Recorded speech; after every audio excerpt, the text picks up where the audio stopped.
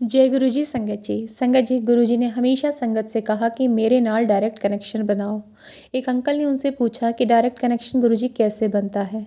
तो गुरु जी ने कहा कि उसके लिए ना आपको अपनी मैं को मारना पड़ेगा, अपनी ईगो को मारना पड़ेगा। अंकल ने कहा गुरु जी वो कैसे करते हैं। तो गुरु जी ने कहा उसके लिए आपको मेरे से मांगना छोड़ना पड़ेगा, क्योंकि मांगता इंसान किसके लिए है? अपने लिए। वहाँ मैं आ जाती है। जब आप मांगना छोड़ोगे तो मैं अपने आप ख़त्म हो गई, और जहाँ मैं ख़त्म हो गई वहाँ फिर गुरु जी की कृपा है। तो संगत जी, डायरेक्ट कनेक्शन का मतलब है कि आपके मन में जो भी सवाल है, जो भी भाव है, वो आप सिर्फ और सिर्फ अपने गुरु के साथ शेयर कीजिए। उन वो जो आपको गाइड करेंगे, उससे बेस्ट गाइडेंस किसी की नहीं हो सकती है। ऐसा नहीं है गुरु जी ने एक संगत को बोला कि तू ये कर तो वो दूसरे के लिए भी एप्लीकेबल है, नहीं। गुरु जी जानते हैं एक संगत की जर्नी क्या है, जन्मों से, युगों से।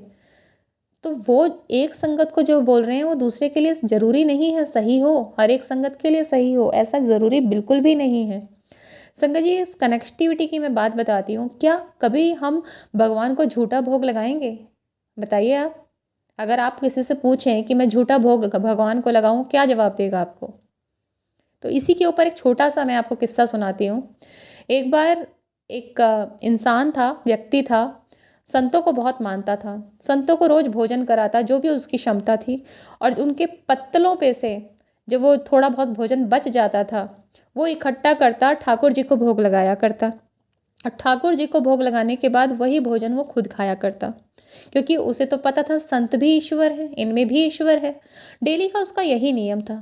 एक बार उसे इतनी भूख लग रही थी कि जब उसने झूठा भोजन संतों का इकट्ठा किया, तो उसके बाद ठाकुर जी को भोग लगाना उसने भूल गया, और तुरंत वो झूठा भोजन अपने मुंह में रख लिया। मुंह में रखने के बाद अब ना वो उसे अंदर दे पा रहा है, ना उसे बाहर निकाल पा रहा है।